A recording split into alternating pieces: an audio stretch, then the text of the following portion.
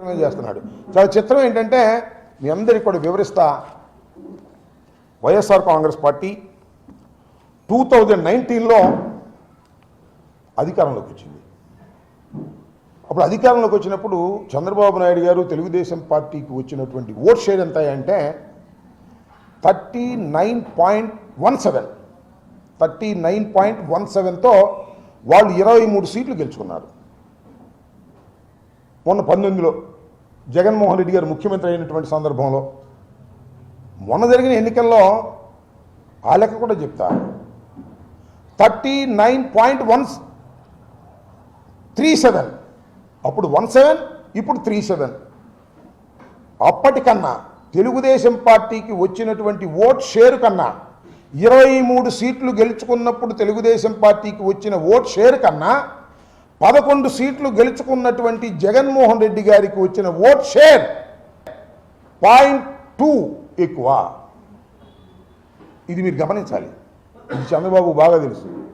ఎందుకంటే 0.2 తక్కువ వచ్చిన మనమే మళ్ళీ రివైవ్ అయ్యి ఈ రాష్ట్రంలో అధికారంలోకి వచ్చాం థంపింగ్ మెజారిటీతో. జగన్మోహన్ రెడ్డి గారు మనకన్నా ఓట్ షేర్ ఎక్కువ తెచ్చుకున్నటువంటి జగన్మోహన్ రెడ్డి గారు రివైవ్ కాబోతున్నాడు అనేది ఆయనకి చాలా స్పష్టంగా అర్థమైపోయిన తర్వాత, ఆయన కాన్ఫిడెన్స్ లూజ్ అయిన తర్వాత చెప్పే కార్యక్రమం మొదలెట్టాడండి. జగన్మోహన్ రెడ్డి గారు రానీయకండి, జగన్మోహన్ రెడ్డి గారికి ఓట్లు వేయకండి. ఇప్పుడు ఏం పని నాకు అర్థం కదా.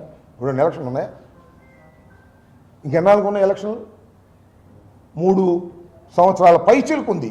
అప్పుడు కదా నువ్వు మాట్లాడాల్సింది. ఇవాళ నుంచి మొదలెట్టేశాడు జగన్మోహన్ రెడ్డి గారిని వ్యక్తిత్వ హననం చేసేటటువంటి కార్యక్రమం. జగన్మోహన్ రెడ్డి గారు భూతం అంటండి. ఆయన చెబుతున్నాడు ఆ భూతాన్ని మేము రానియం అనేటువంటి మాట. సింగపూర్ వెళ్ళాడంట, దావోస్ వెళ్ళాడంట. ఆయన చెబుతున్నాడు, నేను చెప్పిన మాటలు కాదు. దావోస్ వెళితే పెట్టుబడి రాలా. ఎందుకు రాలేదంటే మళ్ళా భూతం వస్తుందేమో అని అంటున్నారంట. అక్కడ ఈయన పెట్టింది భూతం అని పేరు.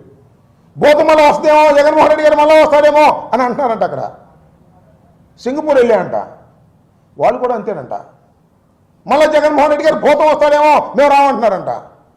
వాళ్ళకి అర్థమైపోయింది జగన్మోహన్ రెడ్డి గారు మళ్ళీ తిరిగి ఎన్నికలు పెడితే ఈ రాష్ట్రంలో చంద్రబాబు నాయుడిని చిత్తుగా ఓడించి వైఎస్ఆర్ కాంగ్రెస్ పార్టీ అధికారంలోకి వస్తుంది, చంద్రబాబు చెప్పినట్టు వింటే మనం దెబ్బతింటాము అనేటువంటి భావన సింగపూర్లో ఉన్నటువంటి ఇన్వెస్టర్స్కి, దావోస్లో ఉన్నటువంటి ఇన్వెస్టర్స్కి అర్థమైపోయి చంద్రబాబు నాయుడు గారు చెప్పారనేది తేట తెల్లమైనటువంటి అంశం కాదా చెప్పని అడుగుతా ఉన్నా.